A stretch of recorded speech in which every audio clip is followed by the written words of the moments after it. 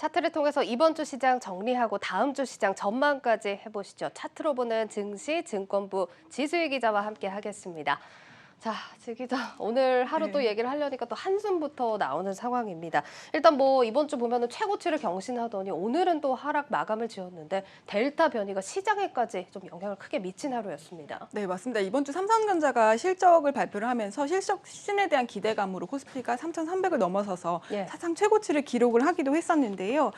지난 화요일에 좀 실적이 좋을 것으로 예상되는 업종을 중심으로 좀 상승세를 보였습니다. 예. 하지만 이 코로나 확산 공포 때문에 지수가 좀 무너져 내렸는데 오늘 3,188선까지 좀 떨어졌지만 다행히 막판에는 장중에 3,200선을 좀 지키면서 마감을 했습니다. 아, 예, 그렇습니다. 지금 보면은 뭐 쭉 내려오면서 3,200포인트선을 겨우 지키면서 마무리가 된 모습이었는데, 일단 코스피 시장 외국인 기관 매물도 좀 거세게 나온 상황입니다. 개인들이 겨우겨우 받쳐주는 시장 아니었습니까? 네, 그렇습니다. 수급 상황을 좀 보면요. 이번 주에 외국인이 1조 9천억 원 정도 매도를 했고요. 기관은 1조 7천억 원을 매도를 했습니다. 개인들이 좀 받아주는 상황이었는데요. 개인은 이번 주에 3조 5천억 원 순매수를 하면서 지수를 좀 지켜냈습니다. 예. 이번 주 개인들은 또 역시 삼성전자를 가장 많이 사들였는데요. 말씀드렸듯이 이번 주 삼성전자 실적 발표가 있었는데 시장에서는 약 2분기 11조 원의 영업이익을 예상했었는데 삼성전자는 12조 5천억 원을 발표를 했습니다. 실적 발표 전까지 삼성전자 주가는 좀 상승을 하다가 주가가 발표된 이후에 조금 지수가 하락을 하면서 예. 오늘 79,400원으로 마감을 했습니다.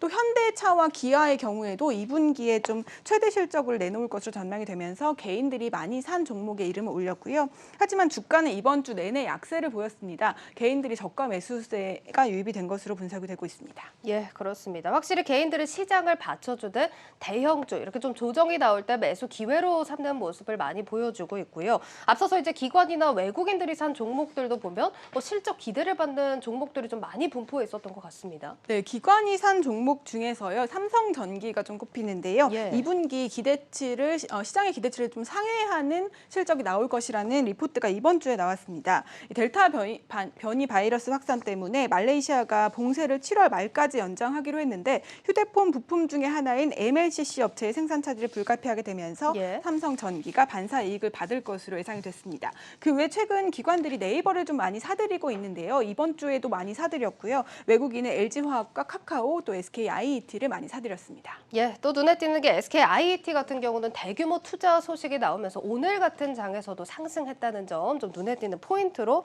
가져가면 좋을 것 같습니다. 자, 코스피 정리는 여기까지 해보도록 하고요. 사실 코스닥도 들여다볼 텐데 타격은 같이 받았어요. 네, 맞습니다. 코스닥도 계속 연중 최고치를 계속 경신을 했었는데요. 오늘은 낙폭을 키워서 1,010선까지 장중에 떨어졌습니다. 예. 다행히 1,028포인트로 마감을 했고요. 지난 수요일에는 1,047선까지 올라가면서 연중 최고치를 기록을 했습니다. 이번 주에 코스닥 시장에서 가장 주목해봐야 할 종목은 카카오 게임즈인데요. 예. 신작 오딘의 흥행에 힘입어서 코스닥 하락 장세에서도 카카오 게임즈는 오늘도 5% 넘게 상승을 하면서 마감을 했습니다. 외국인과 기관이 이번 주에 동반 매수를 하면서 시총 2위까지 올라섰는데요. 오.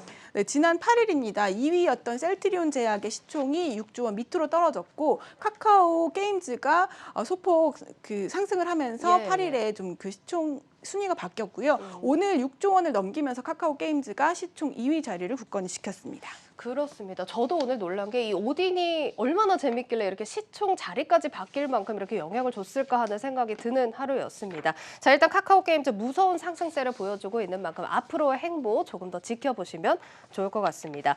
자, 그럼 전반적인 종목들 흐름도 한번 짚어볼 텐데 뭐 전반적으로 봐도 종목들이 이 델타 변이에 많이 영향을 받았습니다. 네, 그렇습니다. 때문에 이번 주 진단 키트 업체들이 아주 많이 상승을 했습니다. 예. 시젠을 비롯해서 랩지노믹스, 또 바이오니아, 수젠텍 등이 상승을 했고요. 반면에 컨택트주들은 조금 하락세를 보였습니다. 대한항공과 진에어 그리고 TA항공 같은 항공주들이 3거래일 연속 예. 하락을 했고요. 또 자본 잠식 해결을 위해서 증자 소식이 전해진 제주항공도 역시 큰 폭으로 하락을 했습니다. 여행주도 좀 비슷하게 움직였는데요. 하나투어를 비롯해서 참 좋은 여행이 역시 3거래일 연속 하락했습니다. 잠깐 오르나 싶었다가 다시 또 이렇게 네, 맞습니다. 하락세를 보여주고 있네요. 네, 오늘도 리포트에서도 소개가 된 대표 소비주들도 좀 영향을 받았는데요. 예. 특히 이번 주 확진자가 대거 발생한 현대백화점 경우에는 무역센터점이 약 일주일간 휴점을 하기로 하면서 200억 원의 매출 손실이 예상되면서 현대백화점도 좀 하락세를 보였고요. 관련주인 또 신세계나 이마트 또 롯데쇼핑 같은 유통주들도 함께 약세를 보였습니다.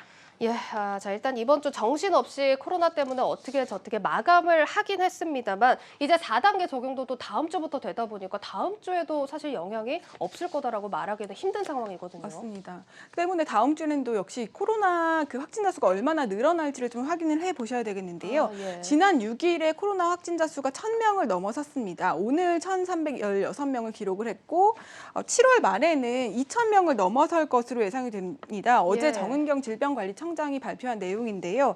현 상황이 악화될 경우에는 7월 말 확진자가 2,000명을 넘어설 것이다라고 말을 했고요. 또 수도권 사회적 거리두기가 4단계에 진입을 하면서 아무래도 예. 내수에 타격을 입을 수밖에 없는 상황이기 때문에 증시도 급격한 전환을 맞고 있습니다. 당분간 콘택트주가 좀 약세를 보일 것으로 보이고 IT 같은 언택트주가 다시 또 오를 수 있을 것으로 보이는데요. 주가 자체도 좀 변동성이 커질 것으로 예상이 됩니다. 관련 인터뷰 들어보시겠습니다.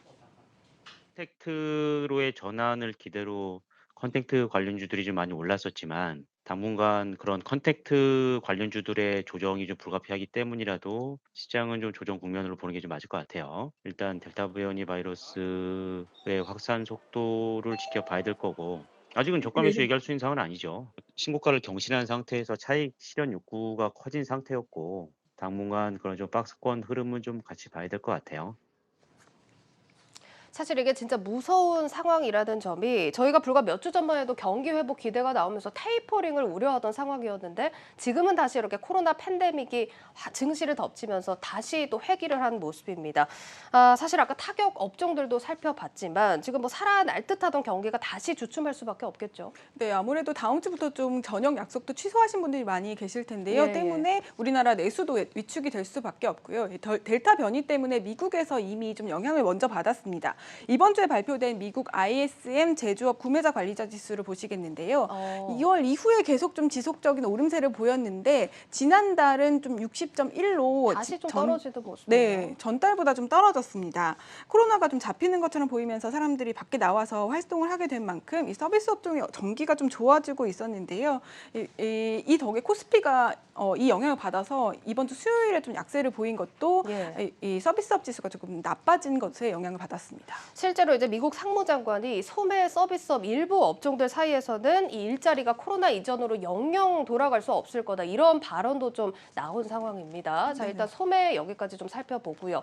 자 일단 고용 지표가 뒤에 나와 있는데 고용도 좀 주시해서 살펴봐야 할 부분 아닙니까? 네, 맞습니다. 고용도 이게 실업수당 청구 건수인데요. 매주 발표하는 지수입니다. 점차 이렇게 내려오고 있었는데 예. 제일 마지막을 보시면 살짝 올라와 있죠. 지난주 37만 3천 건으로 전주 대비 2천 건이나 늘었습니다. 이 경기 회복에 제동이 걸린 게 아니냐라는 분석도 좀 나오고 있는데요. 따라서 그간의 증시의 우려로 작용했던 테이퍼링이나 금리 인상 시기도 조금 늦춰질 수 있다라는 전망도 나오고 있습니다. 관련 인터뷰 들어보시겠습니다.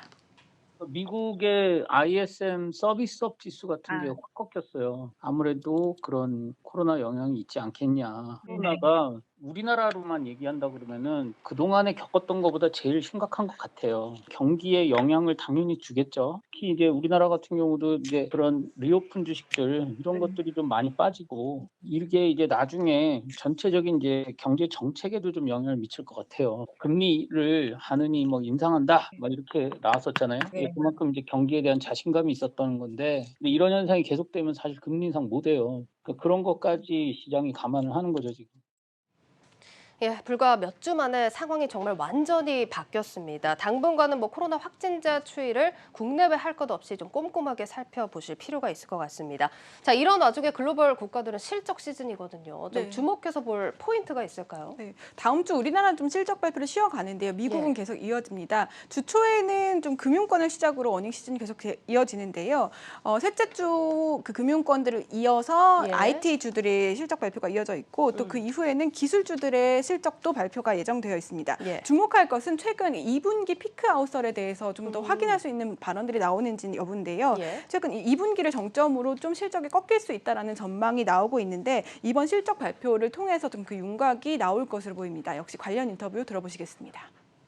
그러니까 이제 다음 주부터 본격적으로 시작된다고 봐요. 지금 현재 시장을 한마디로 그냥 얘기를 하면 피크아웃이에요. 그게 실적이든 경기 확장세든 그와 관련된 코멘트가 나오게 되면 시장의 변동성은 좀 더 커질 수가 있고요.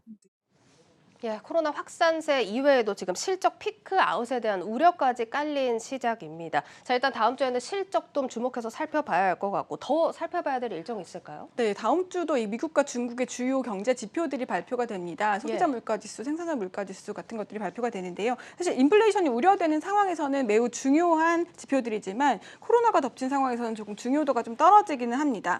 하지만 향후 경제 정책이나 또 증시에 미치는 영향이 있기 때문에 나오는 수치들을 확인해 보시는 게 좋겠습니다. 예, 시장 변동성을 야기할 요인들이 굉장히 많은 장입니다. 모쪼록 안전한 투자 하셔야겠습니다. 증권부 지수희 기자와 함께했습니다.